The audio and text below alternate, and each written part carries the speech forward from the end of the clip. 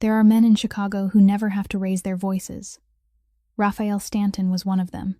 He was 34. He ran the shipping terminals on the south end of Lake Michigan, and the people who owed him money learned quickly that he didn't threaten anybody. He simply remembered. On a wet November night, he came home 3 days early from a merger meeting, and he didn't call ahead because he wanted to surprise his wife. In the trunk of his car sat a gift for her, and a pair of soft gray-blue gloves for his mother's arthritic hands.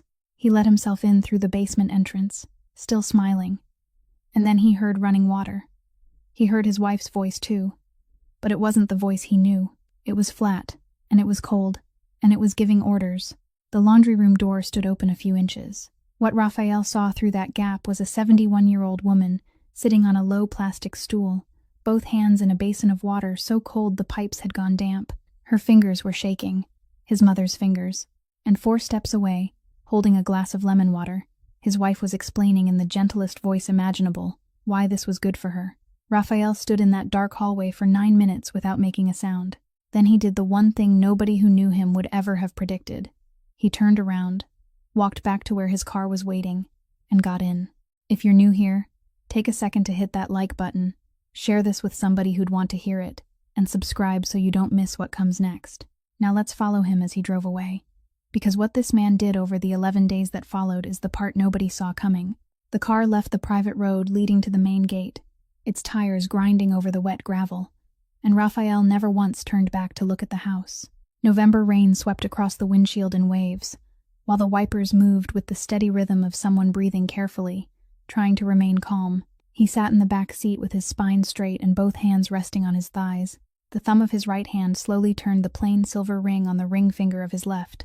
The ring had belonged to his father, a mechanic who had died before Raphael was old enough to drive, and Raphael only turned it when something in his mind needed to be taken apart and arranged again from the beginning. The driver, a man named Emmett, had worked for him for many years, long enough to know when to ask questions and when to remain silent. Tonight, he asked nothing. He simply kept his eyes on the road ahead and maintained an even speed. The city lights spread across the rain-soaked glass, breaking into long streaks of gold before fading away. The phone inside Raphael's coat pocket began to vibrate. He looked at the name on the screen, let it ring 2 more times, and only then answered. On the other end was Dutch Halverson, the manager of Pier 9, a man who had worked there since Raphael's father was still alive. Dutch's voice carried the hesitation of someone who knew he was calling at an hour when he shouldn't. He said there was a problem involving the Pruitt contractor. Someone on the weighing crew had spoken up. For 2 years, the cargo weight slips had been recorded below their actual amounts, and everyone could guess where the difference had been going. Raphael listened to the end without interrupting him once. When Dutch finished, Raphael asked only 3 questions. Who had approved and signed those weight slips? Who else knew about it? And whether Pruitt had a family? Dutch answered the last question by saying the man had a child attending college in Champaign, a senior who was about to take the final graduation exams. A long silence followed over the line. Emmett glanced into the rearview mirror and saw Raphael's face in the darkness. He couldn't read anything there, and he immediately looked away. Raphael spoke in an ordinary voice, the same voice he used when asking whether it was going to rain that day. Let the child finish this semester first. Wait until the graduation is over. After that, revoke Pruitt's access permit to the pier, terminate every contract that's still in effect, and send copies of every weight slip to the Port Authority through the proper procedures, without leaving out a single page. Dutch asked whether Raphael wanted someone to speak privately with Pruitt first. Raphael said no. No one was to go near him. No one was to call him. No one was to wait outside the parking lot. And no one was to do anything except file the paperwork. Then he added one more sentence, and Emmett heard every word clearly in the silence of the car. I don't need anyone to suffer. I need the entire pier to remember what happens when someone thinks I'm not counting. Dutch said he understood. The call ended. Raphael placed the phone on the seat beside him and looked out through the window. He thought about the word counting, and about how he had spent so many years counting everything. He counted cargo weight, counted the hours when ships came into port, counted every dollar of discrepancy hidden inside contracts as thick as dictionaries. He could sit in a meeting room and remember the exact number someone had spoken 3 years earlier, then repeat it in a voice gentle enough to send a chill through everyone in the room.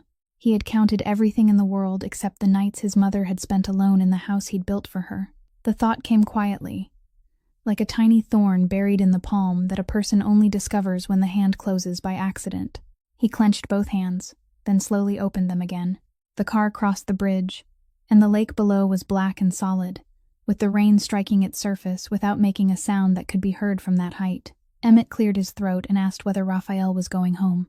Raphael looked into the rearview mirror, and this time he didn't look away. "Take me to the Drake Hotel," he said. Emmett nodded without asking anything else.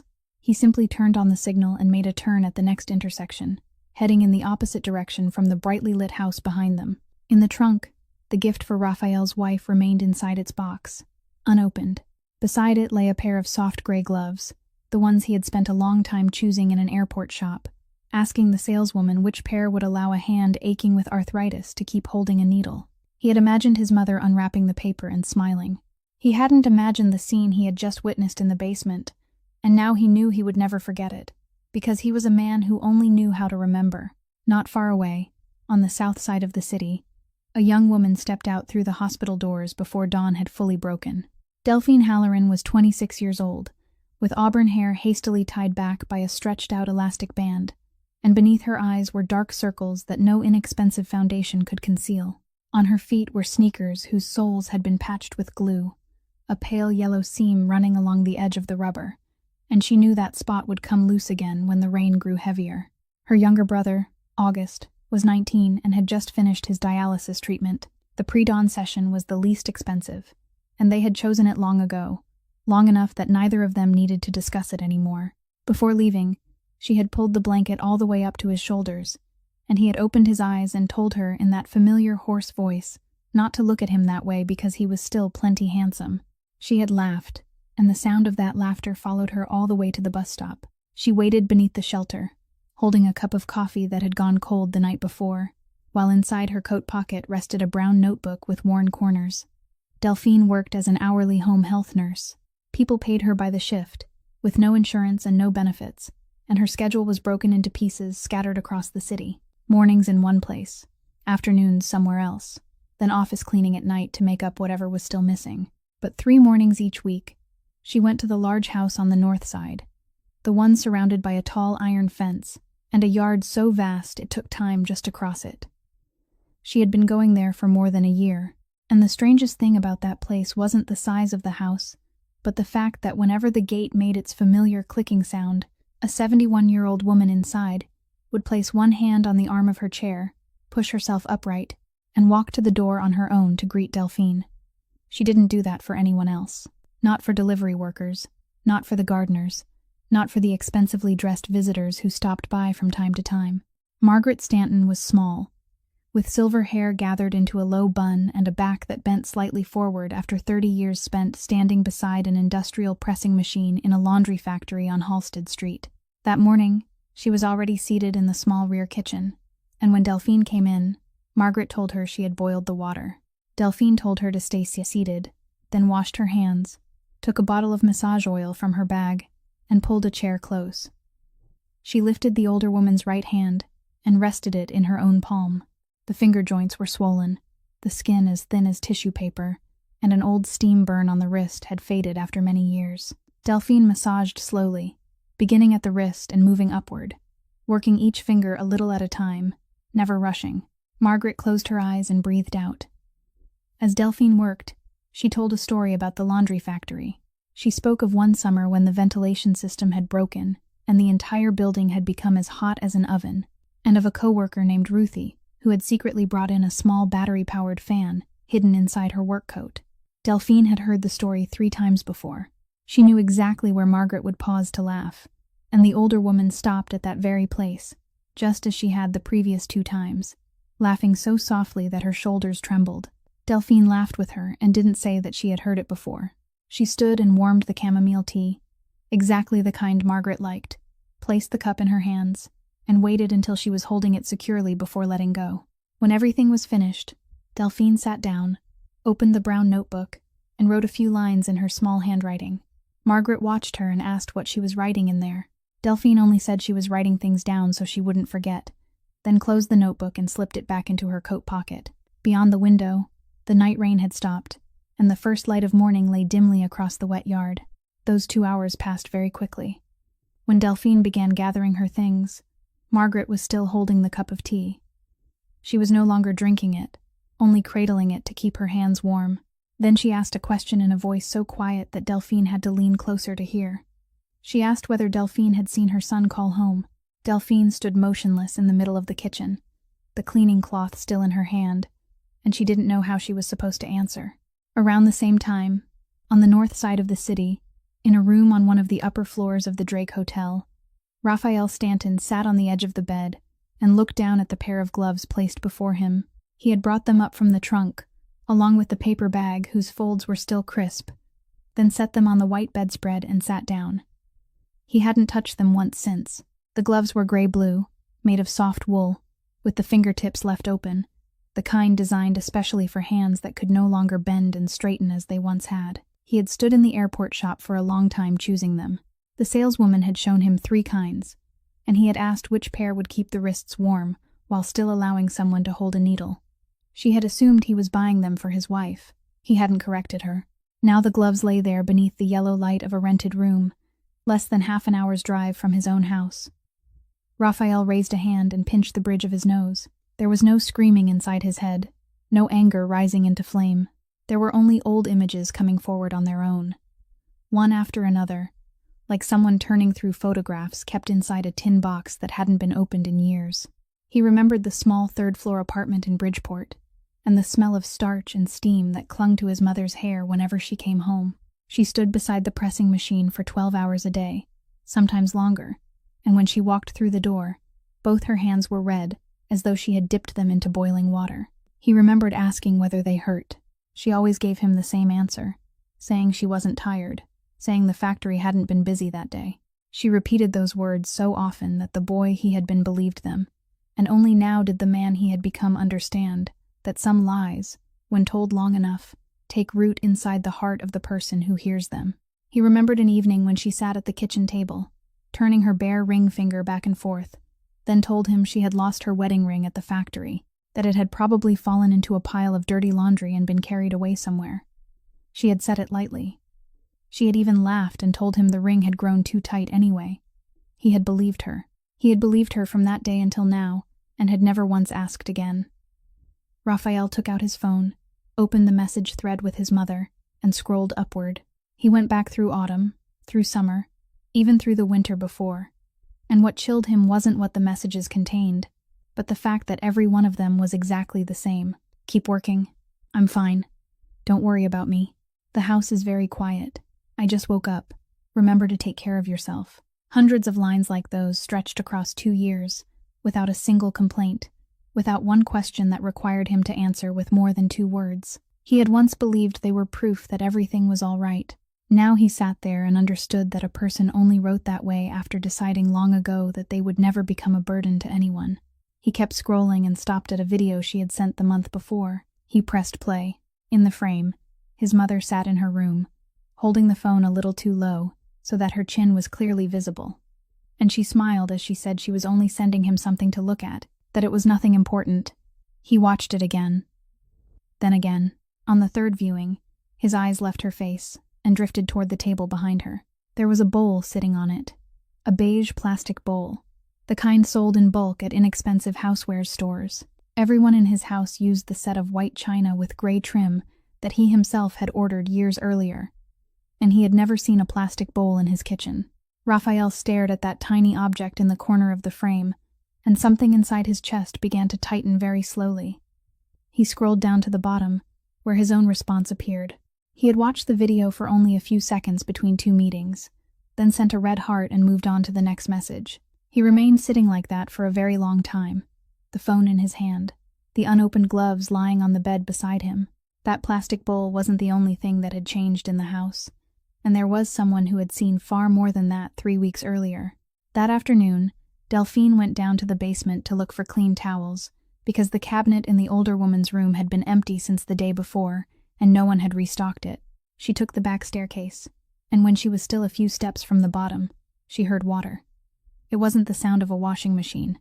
It was water running into a basin, followed by fabric rubbing against fabric, a sound she had known since she was a little girl in her own home. She walked to the laundry room door and stopped. Margaret was sitting on a low plastic stool in front of a galvanized basin on the floor, her sleeves rolled high, both hands submerged in the water. She was scrubbing a white shirt, slowly, little by little, and her shoulders curved forward, as though the full weight of the task had settled onto her back. Delphine reached down and touched the rim of the basin. The water was bitterly cold. She asked what Margaret was doing, and the older woman looked up and smiled as though she had been caught doing something clumsy, then said they had given her these shirts, and these were special order pieces that couldn't be washed in a machine. Delphine didn't ask another question. She walked to the corner of the room, opened the cover of the water heater, saw that the indicator light was completely dark, then turned on the hot water tap at the nearby sink and held her hand beneath it. The water was still cold. She stood there for several seconds with her jaw clenched, then turned, took a pair of rubber gloves from her work bag, the kind she always carried with her, and handed them to the older woman. She told Margaret to put them on, then sit still and let her do it. Margaret said this wasn't part of Delphine's job, and told her not to. Delphine had already knelt beside the basin and lowered her hands into the water. She said she would decide what counted as her work, and Margaret needed to sit somewhere warm. It was at that moment that the sound of heels crossed the tile behind them. Sienna stood in the doorway, her honey-blonde hair arranged in neat waves, a phone in one hand, and she didn't raise her voice once. She only smiled. The kind of smile people give a child who has made a small mistake. She said she appreciated Delphine's enthusiasm. She truly did. But Delphine's responsibilities were limited to mobility assistance and medication monitoring, and they didn't include household chores. She said the family had its own methods, all for medical reasons, and that her mother-in-law needed to exercise her joints every day because the doctor had recommended it. She added that when outsiders interfered, everything became more difficult to manage. Then she looked down at the rubber gloves in the older woman's hands, kept her smile perfectly in place, and said she would call the agency to discuss the assignment. Delphine stood up, water dripping from her hands onto the floor. She looked at Margaret. The older woman had lowered her head, still holding the gloves she hadn't yet put on, and she didn't look up. 2 hours later, while Delphine was riding the bus home, a supervisor from Meadowlight called. The person sounded embarrassed, and said the client had complained that Delphine had exceeded the limits of her duties and made the family uncomfortable, that all her shifts at that address had been canceled, and that the matter would be entered into her personnel file for future reference. Delphine asked what exactly would be entered. The supervisor replied that it would simply say there had been a client complaint, nothing serious. Delphine ended the call and stared out the window for the rest of the ride. But she didn't stay silent. 2 days later, after a night shift, she sat at her kitchen table, opened a laptop borrowed from the public library, and submitted a report to the state's Elder Protection Hotline. She gave the full address, stated clearly that the water heater had been broken since summer, and described how the older woman was being made to perform tasks her physical condition didn't allow. She signed her real name. She knew she could have filed anonymously, but she believed no one would take it seriously if she did, so she signed her real name. A week later, 2 people came to the house. Sienna answered the door, wearing a cream-colored sweater, invited them into the living room, and poured coffee. A printed binder was already waiting on the table, labeled care log, listing medication times, meals, exercise periods, everything arranged neatly by day. The house was spotless. That day, Margaret was served a proper lunch on the white china with gray trim, and she was invited to sit with them. The 2 visitors asked her several questions. They didn't speak loudly. Their voices were polite, and they sat across the width of the table from her. Margaret heard perhaps half the words. She looked at their faces, then at Sienna sitting beside her with a smile, and she nodded and said everything was fine. The case was closed not long afterward, with the conclusion that there wasn't sufficient evidence to intervene. In the file, on the line identifying the person who had made the report, Delphine Halloran's full name was written out. That name lay forgotten inside a closed case file, and no one in the house thought of it again until 4 o'clock the following morning, when Hollis Brennan's phone began vibrating on her bedside table. She answered after the second ring because she had worked for this man long enough to know that he didn't call at that hour to make conversation. Hollis was 58 years old, with short ash-colored hair, and she had spent 2 decades working as an investigator for an insurance company before Raphael invited her to oversee security for his entire logistics network. She was the only person in the organization who dared interrupt him in the middle of a sentence, and that was also why he kept her. She sat up in the darkness, reached for the notebook and pen she always kept nearby, and told him she was listening. Raphael didn't offer a long explanation.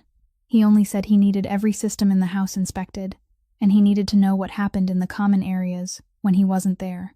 He spoke in his usual voice, the same one he used when discussing shipping schedules. Hollis was silent for a moment. Then she asked him a question no one else would have dared ask.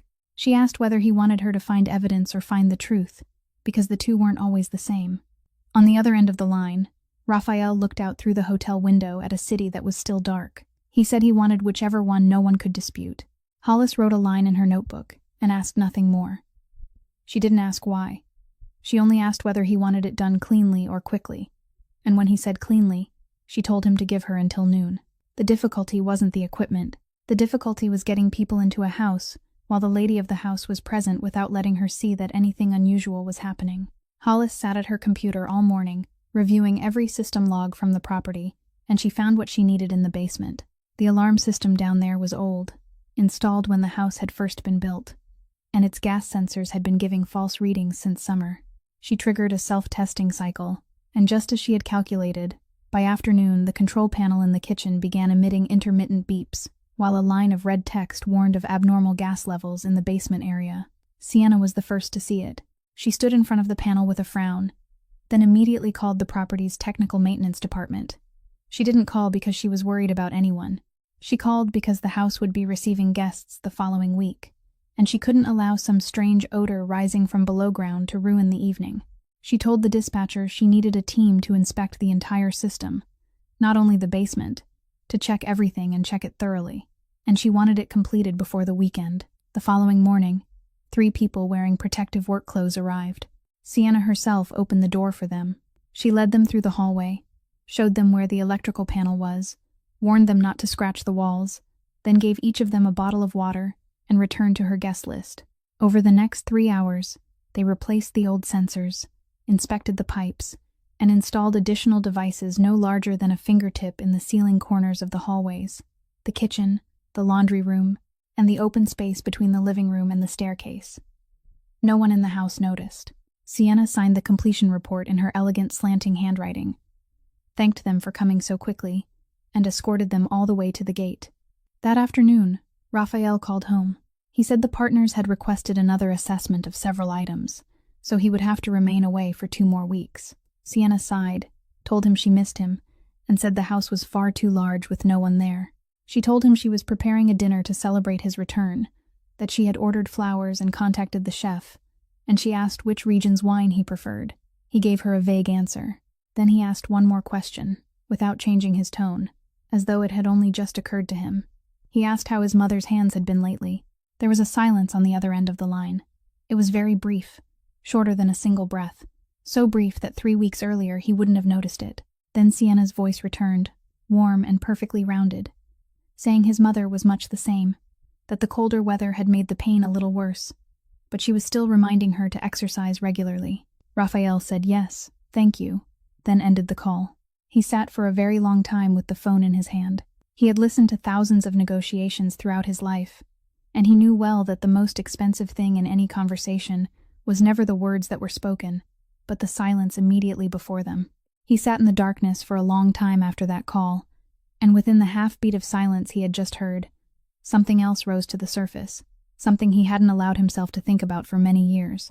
His father had been a mechanic at the harbor. His name was Augustin, a quiet man who had a habit of wiping his hands on his trouser legs before touching his son. One spring morning, a crane at Pier 4 malfunctioned, and his father never came home. The company issued its conclusion within a week, neat, complete, and properly stamped, stating that the accident had been caused by the operator's failure to follow procedure. That conclusion allowed them to avoid paying a single dollar in compensation. Margaret sued them. She rode the bus to the courthouse wearing the finest clothes she owned and carrying a stack of documents she couldn't fully understand. She lost. Not long afterward, the laundry factory on Halsted Street dismissed her, giving as its reason a carefully worded sentence about her having a negative effect on the general working environment. Raphael was 16 years old then. He left school that autumn and went to the very harbor that had taken his father to ask for work loading cargo. Many years later, he bought the company. He used nothing but patience. He tracked their bad debts, acquired the company one piece at a time, waded through 2 recessions, And only on the day the papers were signed did they discover that the man sitting across from them was the son of the name recorded in an old accident file they themselves had approved. The thin scar running along his left eyebrow came from another night, one that had happened even earlier. That night, a man came knocking at the door of the third-floor apartment in Bridgeport to collect a debt Raphael's father had borrowed before he died. The man refused to remain outside. Raphael could only remember his mother taking one step backward and himself stepping forward to stand between them. He never told anyone what happened during the rest of that night.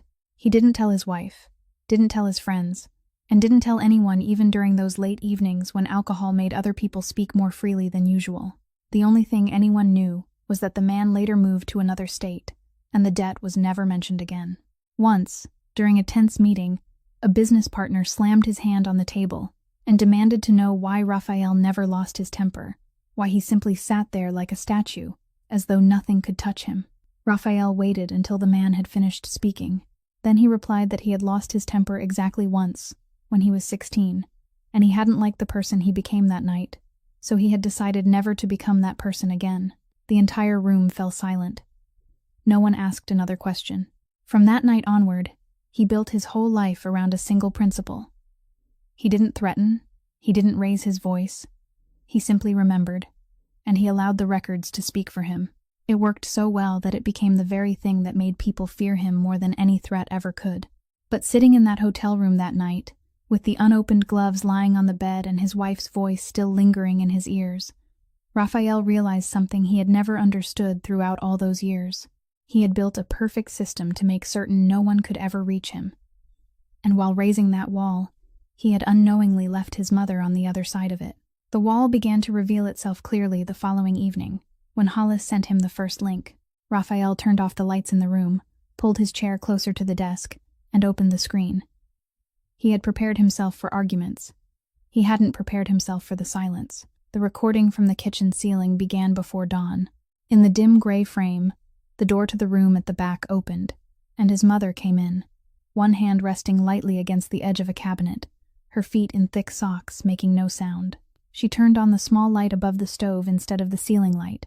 She opened the refrigerator. The light from inside fell across her face and illuminated everything within it. Fresh vegetables arranged in rows, a tray of meat still sealed beneath its wrapping, yogurt, fruit, all of it plentiful. She didn't take any of those things. She reached into the middle shelf, removed a plastic container holding what was left of the previous night's meal, closed the refrigerator, then heated it in the microwave, and ate alone at the kitchen counter while it was still dark outside.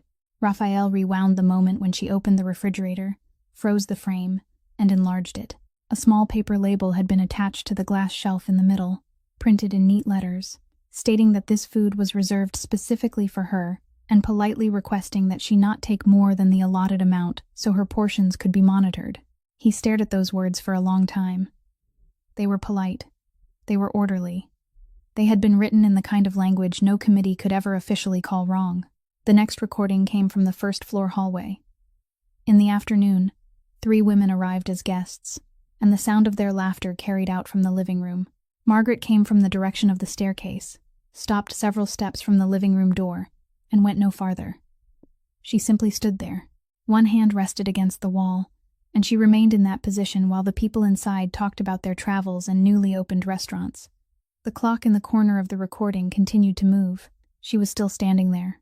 Then she turned around and went back up the stairs, more slowly than she had come down. No one in the living room ever knew she had been outside. The third audio recording came from the upstairs hallway that evening, as Sienna paced back and forth with her phone held between her shoulder and her ear. Her voice was relaxed, with laughter woven through it, the voice of someone speaking to a close friend. She said old people needed structure. They really did. Because if you didn't give them something to do, they would find a way to occupy space in your home until there was nowhere left that felt like your own. She said she wasn't cruel. She was simply someone with clear boundaries. And that was something most women in her position didn't have the courage to do. Laughter sounded from the other end of the call. She laughed with it, then moved on to discussing the flowers for the party. Raphael stopped the recording, rewound it, listened to that part a second time, then muted the sound and sat motionless. The final recording from that night came from the kitchen near dusk. Margaret was carrying a stack of plates from the table to the sink. She had made it halfway when the top plate slipped and shattered across the tile into several pieces. Sienna entered from the hallway. She looked down at the floor, then told Margaret to leave it there and said she would call someone to clean it up. The older woman had already begun to bend down. Sienna watched for another moment, then changed her mind. She said Margaret might as well pick it up, because otherwise she would have to explain it to the staff and they would start asking questions.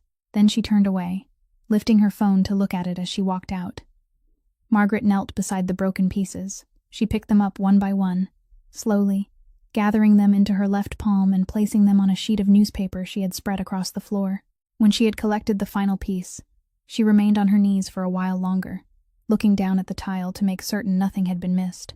Then she raised her head and looked toward the doorway where her daughter-in-law had disappeared, even though there was no one left in the room, and she apologized. Raphael closed the computer. The following morning, Hollis called him before he had the chance to call her, and that alone was a sign. She said she had spent the entire night reviewing a small detail she had almost dismissed at first, then asked whether he remembered the phone his wife had bought for his mother at the beginning of the year. Raphael remembered. It was a model designed for older people, with a thick body, large buttons, oversized text on the screen, and a red emergency button on the back. Sienna had brought it out during dinner, wrapped in glossy paper, and explained that Margaret often pressed the wrong things on her old touchscreen phone, so this one would be much easier for her to use. Margaret had held it in both hands and thanked her. Raphael remembered thinking at the time how thoughtful his wife was. Hollis said she had checked the contacts stored in the phone. There were exactly 3 numbers. One belonged to Sienna, one connected to emergency services, and one was saved under the name Raphael. She paused for a moment before continuing, saying she had called that number from another phone. It wasn't his cell phone number. It was the main forwarding line for his office, the number every outside call was routed through, the number no one in the family had used to reach him in all the years that had passed. Raphael said nothing. Hollis went on, explaining that she had asked the technical department to export the call records for that line and filter them by his mother's number, beginning on the day the new phone had been activated. She said she was sending the file to him. Then she added one more sentence, and her voice changed, becoming lower and slower. The voice of someone who had spent a lifetime reading too many case files and still hadn't learned how to become numb to them. She told him to sit down before opening it. Raphael opened the file. It was a simple table with only a few columns, black letters on a white background. Nothing frightening in the way it looked. 7 entries. The first was from an afternoon near the end of winter. The second came 3 weeks later, close to midnight. The third was from an early morning, so early that he knew the sun hadn't risen yet, and he remembered that his mother still woke at that hour. Then there was another at the beginning of summer, one on a day when he knew with certainty that he had been sitting on an airplane. One late on the evening of his birthday, after the party had ended, and the final one, less than a month earlier, on a rainy afternoon. Beside each entry was the duration of the call. Not one lasted longer than a few seconds, only long enough for someone to press the number, lift the phone to her ear, hear the ringing give way to a polite recorded voice announcing that she had reached the company switchboard, and asking her to leave a message after the tone, then lower the phone again. 7 times. 7 times she pressed the number. 7 times she heard a voice that wasn't her son's. 7 times she ended the call without leaving a message, because in her mind, leaving a message at her son's company office was the same as disturbing him at work, and she had spent her entire life trying not to trouble anyone. Raphael sat before the screen and couldn't say a single word. Through all those months, he had believed his mother didn't call because she needed nothing. He had believed her silence was proof of peace. He had told himself that she would call if anything was wrong, that she knew how to call, that she had a new phone after all, and throughout that entire time, she had been calling. She had never stopped trying. She had only been calling a door that had been locked from the inside, and the person who locked it had smiled, wrapped it in glossy paper, and handed it to her as a gift. While reviewing the system, Hollis found something else, smaller but more persistent: the gate access log. For more than a year, one name had appeared regularly 3 mornings each week, always in the morning, always staying for exactly 2 hours. Then 3 weeks earlier, that name disappeared from the list and never returned. It took Hollis less than half a day to discover that the woman was now working the night shift in an office building in the Loop. At 2 o'clock the following morning, Raphael stepped out of the elevator on the 14th floor. The hallway was empty, with only the sound of a vacuum cleaner drifting from the far end, and the smell of artificial lemon floor cleaner hanging in the air. Delphine was pushing a supply cart, her hair tied back and her sleeves rolled high. She looked up and recognized him immediately, even though she had never spoken to him once during all the time she had worked in his house. She straightened, one hand still gripping the mop handle, and he could clearly see her calculating the distance to the emergency exit. She spoke before he had the chance to say a word. She told him she had been warned that he was someone she should avoid. Then she added, her voice hoarse but steady, that she had spent more than a year inside his house, and she knew who the person worth avoiding truly was. Raphael didn't argue. He didn't tell her who he was, didn't mention what he already had in his possession, and didn't make any promises. He asked only one question, whether she had reported it to anyone. Delphine watched him for another moment, then let go of the mop handle and sat down on the plastic chair against the wall. She told him about the report she had submitted to the state hotline, about signing her real name because she was afraid no one would take it seriously if she remained anonymous, about the two people who had come to the house and sat in the living room with cups of coffee, about the neatly prepared binder already waiting on the table, and about the final conclusion stating that there wasn't enough evidence to intervene. She said she had waited for weeks afterward, thinking every day that surely someone would call her back that day. No one did. Then she fell silent for a long time. When she spoke again, her voice had changed. She said she knew everything. She had known for a long time. But every time she tried to open her mouth and tell someone more, she saw her younger brother's face as he lay connected to the dialysis machine, and she swallowed the words. She said losing a job didn't simply mean losing a job. Losing a job meant that the following month, her brother would miss a treatment. Raphael stood there without sitting down, both hands motionless at his sides. He asked what she wrote in the notebook. Delphine looked up, surprised that he knew there was a notebook. Then she said slowly that her mother had died in an inexpensive care facility in the suburbs, while Delphine was still in school and could only visit on weekends. After her mother died, she requested a copy of the records. They contained the date of admission, the date of death, and a few lines about medication. There was nothing else. No one had written anything down. No one had recorded what she liked, what stories she often told, when she laughed, or whether she had said anything during her final weeks. Delphine said an entire human life had passed without leaving behind even one line. So now she wrote things down. She wrote everything, because if no one remembered them, then someone had to. Then she reached into the pocket of the coat hanging from her supply cart, took out the brown notebook with its worn corners, and held it out to him. She didn't tell him to take it, and she didn't tell him to read it. She simply extended it toward him, and withdrew her hand once he was holding it. Raphael didn't open it there. He thanked her, asked what time her shift ended, and asked nothing else. Throughout the drive back, he sat in the rear seat with the notebook resting on his lap, both hands holding it, without leaning back or looking through the window.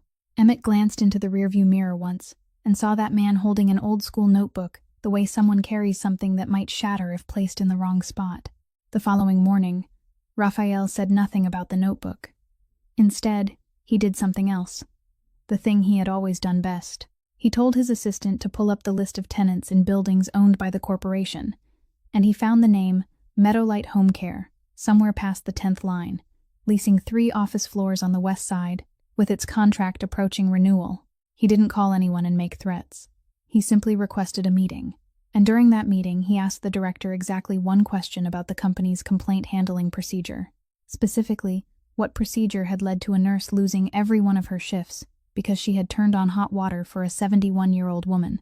He said he was asking because he liked to understand the people to whom he rented property. No one raised their voice. The meeting ended in less than half an hour. That afternoon, the note in Delphine Halloran's personnel file was removed, and her supervisor called her with a warmth she had never heard before, saying there had been a misunderstanding, that the company was deeply sorry, and that she could return the following week with a better schedule than the one she had before. Delphine listened to everything. Then she thanked the supervisor and said no. That evening, she met Raphael again at the diner beneath the building where she worked, because he wanted to tell her that her record had been cleared.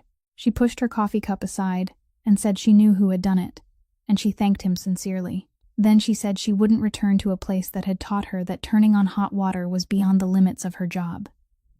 Raphael looked at her for a moment, then nodded.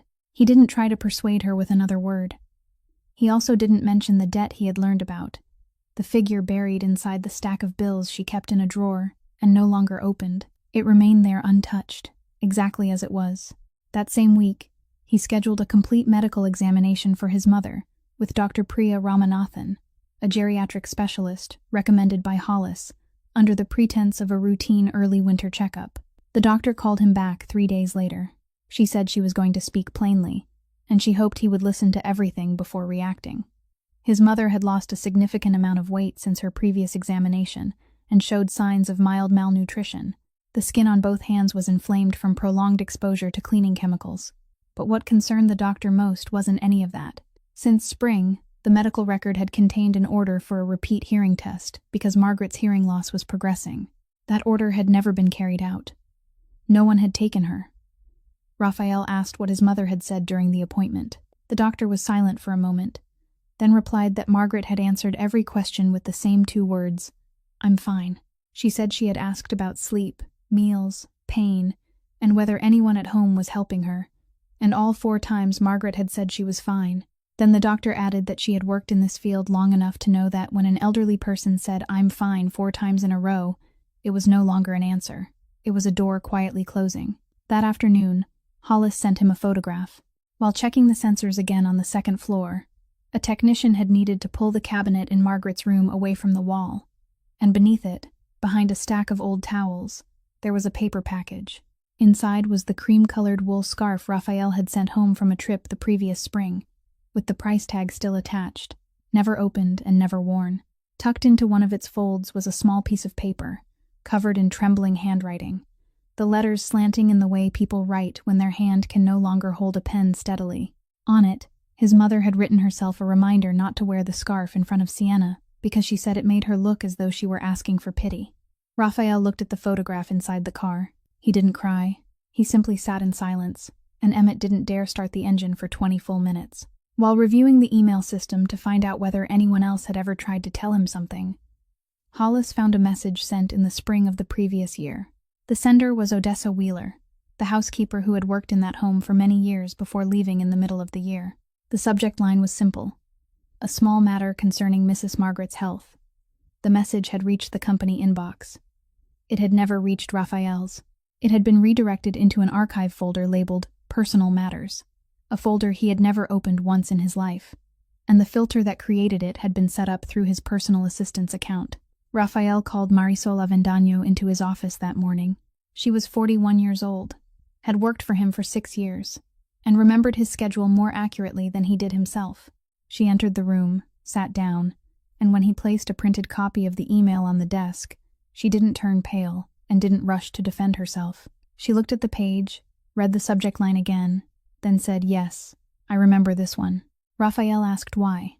Marisol opened the bag at her side, took out an old hardbound work notebook, turned back several dozen pages, then stopped at one line and rotated the notebook toward him.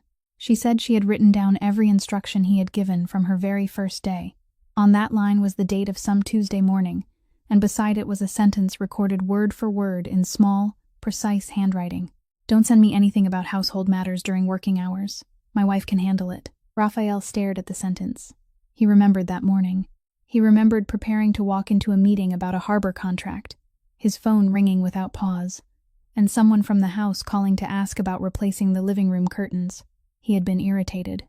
He had said those words while walking into the hallway, without thinking, without considering them in order, only a tired man's thoughtless remark. Marisol had written it down because that was her job, because when you worked for a man like him, the way to survive was to record everything he said and carry it out exactly. She continued in the same calm voice, saying that from that day onward, she had created a filter, so messages related to the family wouldn't appear in his main inbox, and every month she checked the folder to make certain nothing urgent had been missed. She said Odessa's email hadn't contained the word urgent, hadn't included a phone number requesting a return call, and had only said there was a small matter concerning Margaret's health. She said she had forwarded it to the Household Personnel Department, according to procedure, and that department had passed it on to the lady of the house. Then she fell silent. Raphael sat there for a long time. He had been searching for a betrayer. He had prepared anger inside himself, along with a name and a face upon which to place it. But there was no one. No one had betrayed him. No one had taken anyone's money. There was only a man who had ordered the world not to trouble him with household matters, and the world had obeyed him perfectly, faithfully, without missing a single word, for many months. He had built that wall with his own hands. The first brick had been a careless sentence spoken in a hallway, and every day afterward, the people most loyal to him had added another layer, because they believed that was what he wanted. Marisol waited. She asked whether he wanted her to clear out her desk. Raphael shook his head. He straightened in his chair, and when he spoke, his voice was hoarse in a way she had never heard during the 6 years she had worked for him. He told her to write down a new instruction. From that day forward, anything concerning his mother, even a single line, no matter who sent it, and no matter what hour it arrived, was to be forwarded directly to him. Not through personnel, not through anyone, regardless of where he was, whom he was meeting, or which time zone he was in.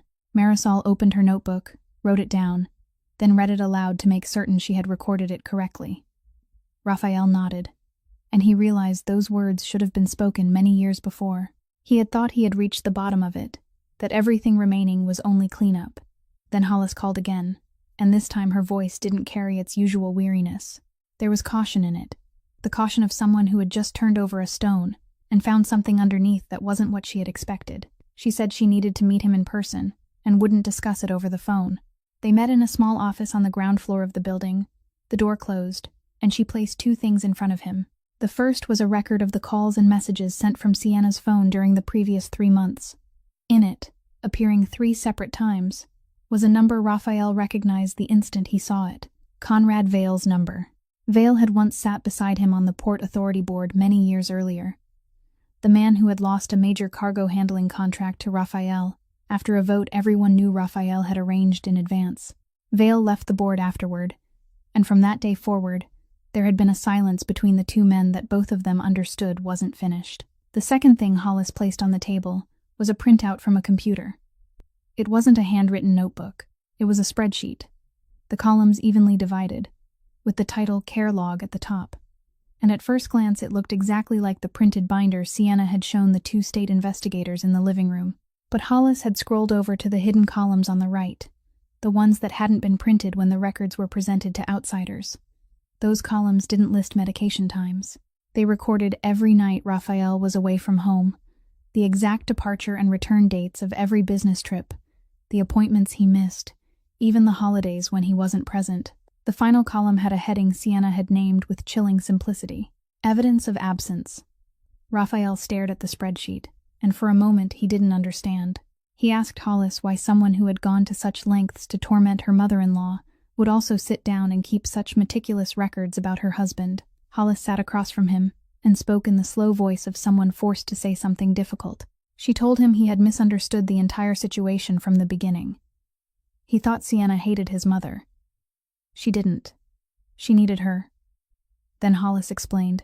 Many years earlier, to protect his assets from investigations that might target his business operations, Raphael had established a substantial trust in Margaret's name. Under the prenuptial agreement Sienna herself had signed before the wedding, she had no right to touch that trust under any circumstances in a divorce. But there was another door. If Margaret were declared legally incapable of making her own decisions, and if someone were appointed by the court as her legal guardian, that person would gain control over everything held in Margaret's name, including the trust. Hollis continued, and this was the part that sent a chill down Raphael's spine. To obtain that guardianship, Sienna didn't need his mother to disappear. She needed the opposite. She needed Margaret alive. She needed her weak. She needed her dependent, confused, frightened, and unable to speak clearly in front of strangers. A healthy, clear-minded older woman who knew how to defend herself would have no legal value to such a plan. The woman who sat before the 2 state investigators, nodding and saying everything was fine. The woman who waited outside the living room because she had been told to wait. The woman who had learned to apologize in an empty room. That was the woman the plan required. Sienna didn't want her silent out of irritation. She was building a record, night by night, so that when the day came, Margaret would already be in exactly the condition the court was prepared to believe. Raphael remained motionless for a long time. Before he stood, Hollis added one more sentence. Her voice soft, as though it were only a minor detail. She said a registered envelope had arrived at the house the previous week, the kind that required a signature upon delivery. She had reviewed the courier company's delivery log. The person who signed for it wasn't Margaret. Raphael asked who it was.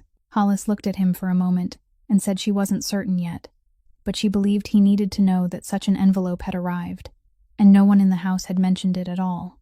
On the 11th day, Raphael returned home through the front door. The car stopped before the stone steps, the lights inside the house glowing brightly through the tall windows, and he walked up carrying his suitcase like a man coming home from a long trip, nothing more and nothing less. Sienna hurried out from the foyer in an ivory gown, her hair falling in soft waves, and embraced him in front of 2 attendants carrying flowers. She told him how much she had missed him, and said the house finally felt alive again. Raphael placed one hand against her back.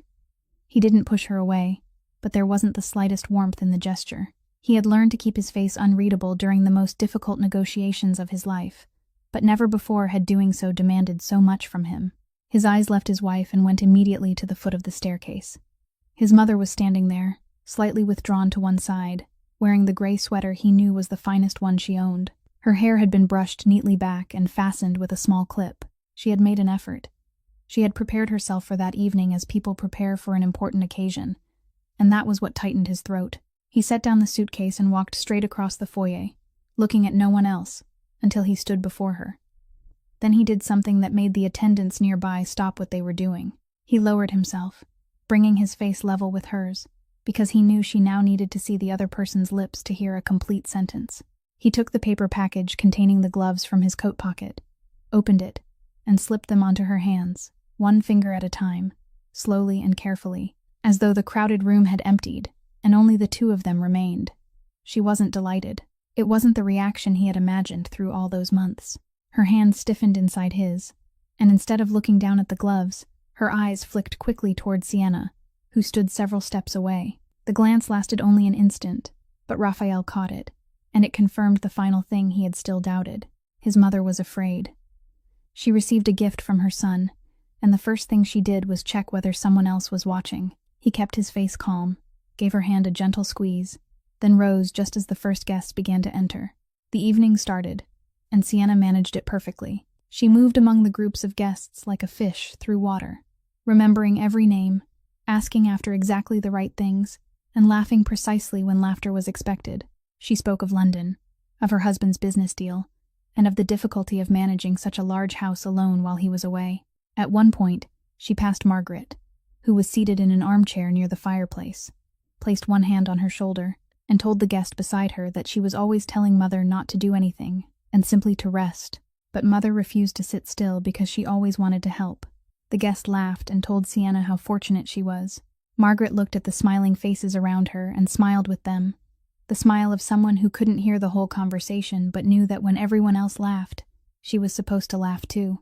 Raphael stood nearby, holding a glass of wine he hadn't touched, and he saw everything. He saw how his wife's hand merely brushed his mother's shoulder without ever closing around it, placed there so others could see, then lifted away the moment no one was looking. He saw how the older woman's smile never reached her eyes. Then the front door opened once more. A young woman stepped inside wearing a simple dark blue dress and carrying a file bag. It was Delphine. Raphael had asked her to bring Margaret's medical records and test results and hand them directly to Dr. Priya, who was also among the guests that evening, and he had told her she could come straight in, deliver the records, and leave if she wished. She had no idea what she was about to witness. She remained close to the doorway, searching the room for the person who was supposed to receive the file bag, and while she stood uncertainly in a room filled with strangers wearing expensive clothes, her eyes met those of the older woman beside the fireplace. Margaret's face lit up. It was her first genuine reaction of the entire evening, a joy that required no performance, rising naturally as though someone had just opened a window in a suffocating room. Across the foyer, Sienna also saw the woman who had entered, and for exactly half a second, before she could restore the gracious smile of the hostess to her face, her expression froze. As dinner drew to an end and everyone moved into the grand living room with glasses of wine in their hands, Raphael set his own glass on the mantel and rose to his feet. He didn't tap the rim to call for attention, and he didn't raise his voice. He simply stood there, and the stillness that came from him caused each group of guests to fall silent one after another and turn toward him, until the entire room had quieted. Sienna stood near the fireplace with her hands folded before her, a patient smile held on her lips, certain that her husband was about to thank her in front of everyone for managing the house while he had been away. Raphael thanked the guests for coming. He said a few words about the journey, about the business agreement he had just completed across the ocean, and about how many contracts a person could sign in a lifetime and still remain unable to purchase the one thing that mattered most. Then the rhythm of his voice changed and became slower. He said that 11 days earlier, he had come home. He said he had returned sooner than expected, without telling anyone, and had entered through the basement door because he wanted to surprise them. Then he said he had stood in the hallway down there for 9 minutes. No one in the room understood what he meant, except one person. The smile was still on Sienna's lips, but it had stopped moving. Raphael looked toward the far end of the room, gave a slight nod, and the large screen above the fireplace came to life. Nothing horrifying appeared upon it. There was no screaming and no violent scene. There was only a laundry room beneath yellow light, an older woman sitting on a low plastic stool before a basin of water, both hands submerged, while a gentle voice from outside the frame explained that this kind of movement was good for mother's joints, because the doctor had recommended it. Several guests leaned forward, still uncertain what they were watching. Then the image changed. A refrigerator door opened, revealing shelves filled with fresh food, and on the glass of the middle shelf was a small paper label, bearing a polite message about the portion reserved especially for her. The image changed again, this time showing a record from the household management system. 3 requests to repair the water heater submitted since summer, all 3 carrying the same status: cancelled, and beside every cancellation was the name of the account that had performed it, Sienna's account. Then came a food delivery receipt from an ordinary evening at the house, clearly showing the number of meals ordered, only 2. And finally, enlarged across the entire screen, appeared a small piece of paper covered in trembling, unsteady handwriting, a woman's reminder to herself not to wear the scarf in front of Sienna because she said it made her look as though she were asking for pity. The room sank into a silence so heavy it felt like a church after the final candle had gone out. No one raised a glass. No one dared look at the person beside them. One of Sienna's friends lowered her face toward the carpet. Dr. Priya looked toward the older woman beside the fireplace with a sorrow she couldn't conceal. Sienna herself was the one who broke the silence. She straightened, and her voice came out faster than usual and higher than usual. She said everyone was misunderstanding, that the recordings had been taken out of context, and that no one there understood how difficult it was to care for an elderly person. She said her mother-in-law had chosen to do those things, that she refused to sit still, that she liked being useful, and that Sienna was exhausted from carrying the weight of the entire household alone while her husband traveled around the world. Her voice trembled, though not entirely from remorse. Then she raised one hand and pointed toward the far end of the room, where Delphine stood frozen, still holding the file bag against her chest. She asked whether everyone knew who that young woman was. She said Delphine was the person whose company had dismissed her for misconduct, the person who had once filed a complaint against the family and had it rejected by the authorities for lack of evidence.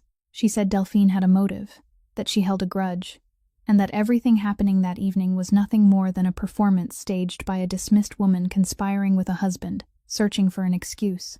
When she finished, her chest was rising and falling, and her eyes swept around the room, searching for even one face that still believed her. No one answered, and in the center of that silence, Raphael remained perfectly still, never once raising his voice to answer a single word. Raphael didn't answer any of her accusations. He didn't look toward Delphine to defend her, didn't mention motives, and didn't argue about context. He knew that anything he said now could be twisted into another story, and he had learned long ago that some truths didn't need the most powerful person in the room to speak for them. They only needed to be left alone so the weakest person could speak for herself. He turned his back on his wife, on the guests, and on the projection screen that was still glowing, then walked toward his mother, who sat beside the fireplace. Once again, he lowered himself until his face was level with hers, close enough for her to see his lips clearly. He spoke very slowly, separating each word so she wouldn't have to guess. He called her mother. He told her to look at him. Then he said that today, she didn't need to protect anyone, didn't need to preserve anyone's dignity, and didn't need to worry about him. Today, she only needed to tell the truth. Margaret looked into her son's eyes. Her gloved hands rested in her lap, and she held them perfectly still. The entire room waited in silence, and that silence stretched so long that someone had to hold their breath. Her lips moved once, then stopped. She glanced quickly toward Sienna, a reflex that had been driven deep into her over so many months, then turned back to her son, and she spoke. "The water was so cold, son." The entire room broke apart, not with noise, but with something collapsing inside the chest of every person present. One of Sienna's friends raised a hand to cover her mouth. Someone in the corner drew a deep breath. Margaret continued, and this time her voice was a little steadier, as though those first 4 words had loosened a rusted bolt inside her heart. She turned toward the far end of the room, searching for the face of the young woman standing there, and said, "That girl turned on the hot water for me. She said she gave me her gloves and told me to sit still while she did the work. Then she said she lost her job because of it." Delphine stood at the end of the room as the file bag slipped from her hand, and she didn't bend to pick it up. Raphael went fully down on his knees before his mother's chair. He took both of her gloved hands and held them between his palms, then apologized to her. He didn't apologize for being away too long, for the flights, or for the meetings. He apologized for believing that sending money home meant he was present, for thinking that building his mother a large house was the same as being beside her, and for allowing her silence to soothe him into complacency when it should have awakened him. Margaret tried to pull her hands away. She didn't want her son kneeling in a room filled with guests, didn't want him lowering himself in front of those people, and her concern for his dignity was still greater than her own pain. But Raphael held her hands gently and firmly, refusing to let her withdraw them. She looked at him with tears gathering in her eyes, and whispered that she didn't want him to have to choose between his mother and his wife. She said it like a plea, as though even at that moment she was still trying to carry the harder burden herself, so he wouldn't have to suffer. Raphael shook his head very slowly. "Mother," he said, "I'm not choosing anything. I'm not standing between 2 people and deciding which one carries more weight. She was the one who chose, and she made that choice a long time ago. Day after day, night after night, while I kept my eyes closed and believed everything was fine." He gave her hands another gentle squeeze. Margaret didn't try to pull them away again. She left them resting inside her son's hands, and for the first time in a very long while, she stopped trying to appear strong, and stopped forcing herself to smile, so other people wouldn't worry. She simply sat there and allowed her child to hold her up, while tears rolled down her cheeks and she made no effort to wipe them away. Behind Raphael, Sienna was still standing in the middle of a room where not a single person turned toward her anymore. He had believed that night was the end of it. For the first time in many days, he managed to sleep for several hours, and he woke with the relief of a man who had finally set down something heavy he had carried for far too long. Then the phone rang, and Tobias Fenn was on the other end, his personal attorney, a man who never called early unless something had happened. Tobias's voice was calm, but it was a calculated calm, the kind people used when they wanted the person listening not to panic. He told Raphael to sit down. Raphael sat down. Tobias said a stack of documents had been delivered to his office that morning, and among them was a petition seeking emergency guardianship over Margaret Stanton. The petition hadn't just been filed, it had been submitted days earlier, during the period when the entire city, including Sienna, believed Raphael was still across the ocean. Tobias said the notice had been sent to the house, according to proper procedure, by registered delivery, requiring a signature in person. Raphael closed his eyes. He remembered what Hollis had said about a registered envelope arriving at the house the previous week, and about the person who signed for it not being his mother. Now he understood what that envelope had contained. Sienna had signed for it. She had accepted it, written her name in the recipient box, and hidden it away. Margaret had never seen the document informing her that someone was seeking the legal authority to decide the course of her life. Raphael remained silent for a long time. He realized that throughout the past 11 days, while he had been carefully assembling flawless evidence to reveal in the middle of a dinner party, his wife had already moved one step ahead of him somewhere else, in a game he hadn't even known had begun. He had won the night before. He had lost something far greater, and he had lost it before he ever sat down at the table. Tobias continued, his voice becoming lower. He said there was one more matter, and this one would be even harder to hear. The opposing attorney had included a preliminary legal opinion arguing that all the audio in the recordings Raphael had collected could be excluded from the case. The reason was that in this state, recording another person's spoken words required the consent of every party present, and not everyone in that house had agreed to be recorded. Raphael asked about the images.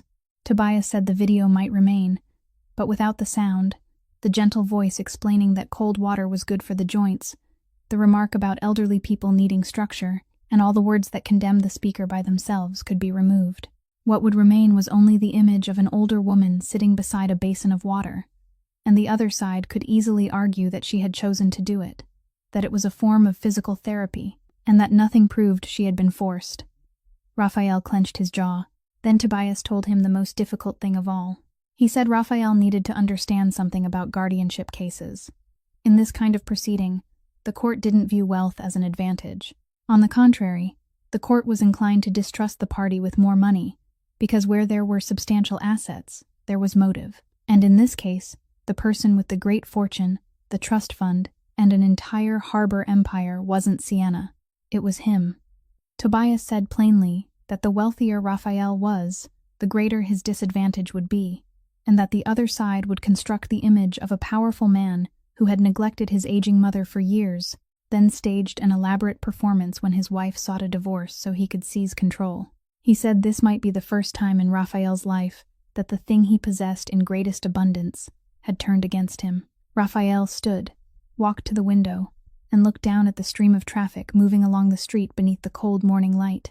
All his life, he had used money as a language, a weapon, and a wall. Now, for the first time, it had become an accusation against him. He asked Tobias how much time he had left. Tobias said the emergency hearing had been scheduled quickly, and he had only about 36 hours. Within those 36 hours, he had to find evidence that required no sound at all, evidence that could stand on its own without any voice being heard, evidence that no clever attorney could argue had been taken out of context. He ended the call, stood motionless beside the window for a while, then turned back toward the desk and called Hollis.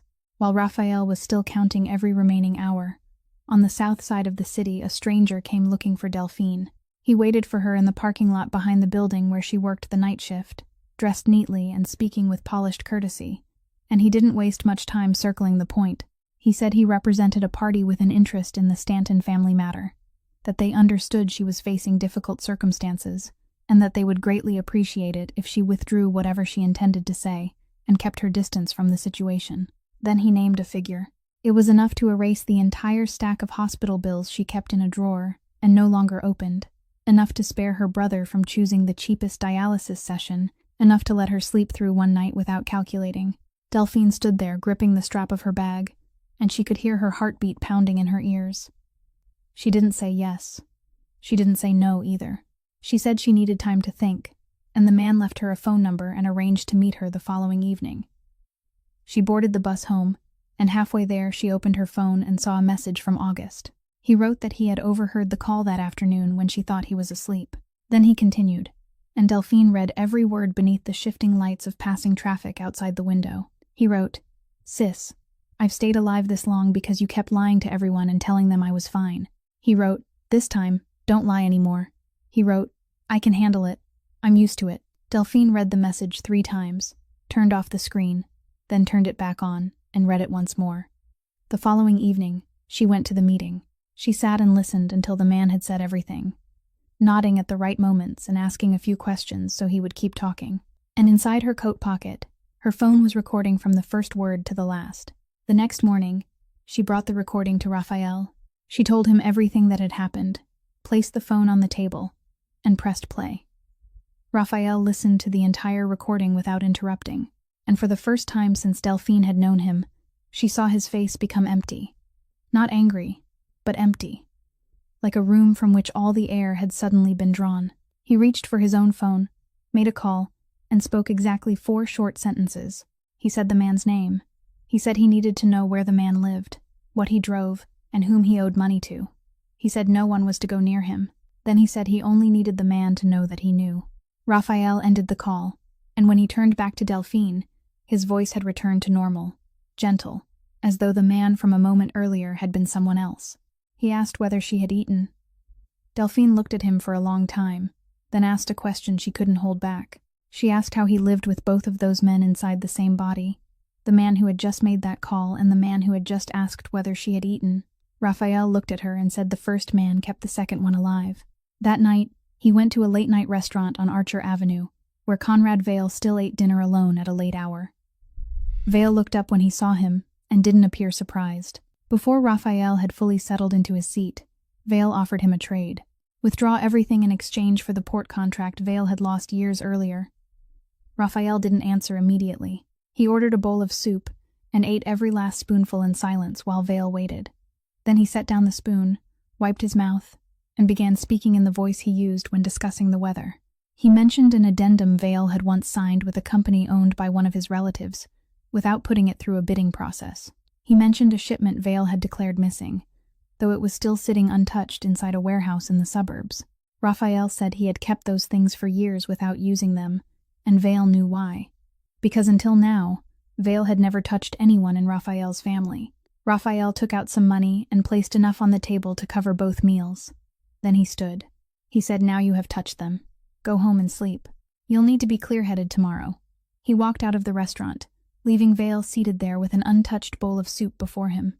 The courtroom was smaller than Raphael had imagined, with a low ceiling, white lights, and air that smelled of old paper. Sienna's attorney was a composed woman with a voice as smooth as velvet, and she didn't make the mistake Raphael had prepared himself to confront. She didn't attack Margaret. She didn't say a single word that would embarrass the older woman. Instead, she turned every sharp edge toward Raphael, and she aimed at exactly the right place. She asked how many nights he had been away from home during the past 3 years. Raphael gave her a number. She asked whether he had counted them. He said he had, but he had only begun counting the week before.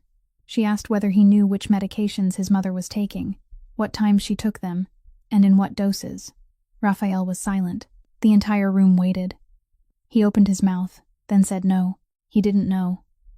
It was the only moment in this entire story when that man was completely defeated, and he didn't resist. He offered no excuses, didn't mention the flights, and didn't take credit for building the house. He simply sat there and accepted the truth that he hadn't known some of the simplest things about his own mother. When her turn came, Hollis presented no sound at all. She offered only silent things. The records of 3 requests to repair the water heater, all 3 marked cancelled under the same account name. The food delivery receipt for that enormous house, clearly showing only 2 meals. The conclusion from the Elder Protection Hotline, closed for lack of sufficient evidence, with the reporter's name written on the final line. The paper label on the refrigerator shelf. And finally, the call log from the large button phone. 7 entries, 7 timestamps, each call lasting only a few seconds. Not a single spoken word was played, but together, those things formed a picture no attorney could claim had been taken out of context. Then Margaret was called forward. She walked slowly, one hand resting on the back of a chair, and in her ears were the new hearing aids her son had just taken her to receive. She sat down with both hands in her lap, and they trembled as they always had. Sienna's attorney approached with a gentle voice and asked what seemed like an innocent question. She asked whether Margaret remembered the last time her son had sat down and eaten dinner with her. Margaret was silent for a while. Then she said she didn't remember. She said it was because he never came home. The room fell still, and for that moment everyone believed the older woman had unknowingly driven a nail into her own son. The attorney lifted her head slightly, thinking she had just won. But Margaret hadn't finished. She continued slowly, saying she remembered another night from a very long time ago, when the boy was still only a few years old, and came down with a high fever in the middle of the night. She said they had no money for a car, so she carried him on her back and walked to the clinic, crossing several blocks in the cold, while praying the entire way. Then she said she had sold her wedding ring to pay for his medicine. She said she hadn't dared tell him, so she told him she had lost the ring at the laundry factory. In the front row, Raphael sat completely still. He was hearing it for the first time in his life, in the middle of a courtroom, after all those years of believing a lie he had never once thought to question. Margaret turned toward him and said she didn't need him to come home every night. She said she only needed to be able to sit at the table in his house without asking anyone's permission. After a moment, the attorney asked her one final question, whether she truly wanted to live with her son, or whether she was only saying what he wanted to hear. Margaret reached into the pocket of her sweater, took out a piece of paper, folded into quarters, and handed it to the clerk. On it were 7 lines, 7 dates, written in trembling, slanting handwriting. She said those were the 7 times she had tried to call her son and couldn't reach him. She said she was hard of hearing, and her memory wasn't very good, so she wrote them down. Then she said she hadn't written them to blame him. She had written them because she was afraid she might forget that she still wanted to call. And in that room, silent as a grave, There were two women carrying the same fear within them. One already gone, and one still sitting there, both of them taking up a pen to record the things everyone else had forgotten, only because they feared that one day they too might be forgotten. The guardianship petition was dismissed that same afternoon. There was no need for lengthy deliberation. Once the folded piece of paper had been read aloud, once those 7 silent timestamps lay side by side on the table, every argument about therapeutic exercise and voluntary cooperation dissolved like mist. The following morning, Sienna left the house. There was no struggle, no sudden flood of tears. She stood in the foyer with 2 suitcases, her hair still perfectly arranged, her coat still smooth, while Tobias had all the papers prepared. Before leaving, she stopped in front of Raphael and spoke, not to beg, but as though she needed him to understand one final thing. She asked whether he knew what it felt like to grow up in a house where her mother was treated by the entire family like a debt. She told him that her family had once been comfortable, then went bankrupt when she was still a child, and afterward her mother became a shadow sitting in the corner, spoken about in the same tone people used for an unpaid bill. She said she had sworn to herself that she would never become that useless woman. Then she spoke her final sentence, and for the first time in the entire story, her voice sounded real. She said that whenever she looked at Margaret, she didn't see her mother-in-law. She saw herself 40 years from now. Raphael listened to everything. He felt neither anger nor pity. He only said that she had been so afraid of being treated like something disposable that she had rehearsed it by treating someone else that way first. He said she hadn't been protecting herself at all. She had been proving herself right. Then he added something he hadn't used in court, something he had saved for this moment alone. He told her that her mother was still alive in a care facility in Rockford, and that Sienna had paid the fees there faithfully for years, without visiting her even once. Sienna didn't answer. She looked at him for another moment, then took hold of her suitcases and turned away. The great door closed behind her very softly. So softly, it was almost impossible to hear. The weeks that followed weren't a miracle. Margaret didn't wake one morning and become the woman she had once been.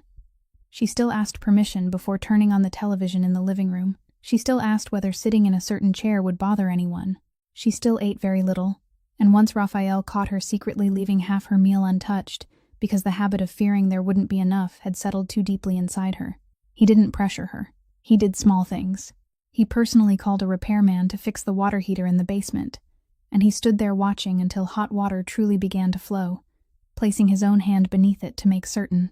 Then he took his mother for another hearing test. When the technician finished fitting the small hearing aids into her ears and asked her to try speaking with a family member, Raphael sat down in front of her and called softly, "Mother." Margaret heard him. She heard him clearly and completely, without having to read his lips, without piecing his words together from broken fragments of sound, and she began to cry in the middle of the clinic, covering her face with both hands, because it had been so very long since she had heard her son's voice as it truly was. Not long afterward, while clearing a corner of his mother's room, Raphael found an old sewing basket, and beneath its lining was an unstamped envelope, dated several months earlier. He opened it. Inside was a letter written in trembling handwriting. His mother wrote that she had meant to call him, but the phone never seemed to connect, so she had written instead, though she probably wouldn't send it because she didn't know the address of his office and felt too embarrassed to ask. She wrote that she didn't want to complain, that the house was beautiful. It truly was. Only the basement was a little cold, and she sometimes forgot to bring her socks. Then, at the end of the letter, she reminded him to eat breakfast, because when he was little, he often skipped it and ended up with a stomachache. Not one accusation. Not a single word about everything she had endured. There was only her worry that her son might be skipping breakfast. Raphael sat down right there on the floor with the letter in his hand, and for the first time in this entire story, the man whom no one in the city dared look directly in the eyes lowered his head and wept. Raphael wanted to send people down to demolish the laundry room in the basement. He wanted to erase it from the house, to erase every memory of the basin filled with cold water and the low plastic stool. But Margaret stopped him. She placed a hand on her son's arm and told him not to erase it. She said removing it would be the same as pretending it had never happened, and people shouldn't pretend that things that happened were never real. So they kept the room, but gave it a different purpose. The washing machine was moved upstairs, and the space became a small sewing room with a fabric cutting table, a warm lamp, shelves of colorful thread arranged in rows like pieces of candy, and an old radio playing music from years gone by. On the wall, Raphael rehung the wedding photograph of his parents. The one no one had known had been put away. A new member of the household also appeared in the corner of the room. An elderly gray cat named Button, whom Margaret adopted from a rescue shelter. She said hardly anyone wanted to adopt an old cat, but older cats knew how to sit quietly with someone for longer, and that was exactly what she needed. Then Raphael did something larger, something he had been carrying in his heart since the night he read his mother's unsent letter. He created a program and named it Warm Hands. The program focused on only two things. The first was training maintenance workers, building managers, and delivery workers to recognize the signs that an elderly person was being neglected inside their own home, because Raphael had come to understand that these were the only people who entered other people's houses every day. The people who might see what an entire system of documents failed to see. The second was a provision protecting home caregivers who dared to speak up, so they would never again lose their jobs for doing what was right. And that provision was named after Delphine. She agreed to become the training coordinator, though she hesitated at first because she had never completed her education. But Raphael told her that she had seen what an entire house filled with grown people had failed to see, and no diploma could teach that. Margaret agreed to let the program use her name, but only on one condition. She said the program mustn't rush to accuse people's families before listening to them. She said some children weren't cruel at all, they were simply exhausted, and people had to learn how to tell the difference between those two things, because treating them as the same would be unjust. Not long afterward, a letter arrived from Sienna, sent from the place where she was receiving therapy. One line in the letter said she had gone to Rockford and sat beside her own mother for 3 hours, even though the woman no longer recognized her. Margaret read the letter slowly, then placed it on the table. She said she forgave her. Then she said forgiveness didn't mean opening the door and allowing her to come back. Forgiveness meant she would no longer let Sienna rent space inside her mind. As for Conrad Vale, Raphael didn't use his old methods. He sent every record of Vale's misconduct to the Port Authority and the regulatory agencies, openly and in full compliance with every required procedure. When Tobias asked why he hadn't chosen the quicker path he had always preferred, Raphael said the old way was the reason his mother had once believed she needed to remain silent to keep him out of trouble, and he didn't want her to be afraid on his behalf ever again. Then he resigned from his position of control over the dockworkers' union, letting go of the power he had spent his entire life building. One afternoon, he asked Delphine whether she was free that Sunday. She asked what she was supposed to be free for. He said to do nothing at all. Then asked whether she had ever had an afternoon devoted entirely to doing nothing. Delphine opened her mouth to answer, then realized she couldn't, because she had never had an afternoon like that in her life. That afternoon, beside Lake Michigan, Margaret and Raphael sat together on a stone bench. Resting on her lap were the gray-blue gloves, now worn from being used every day. She told her son she wasn't proud of him because he was wealthy. She was proud because he had finally allowed himself to see. Raphael said he wished he had seen sooner. Margaret gently took his hand and said, "Son, no one reaches the end of a lifetime without overlooking something."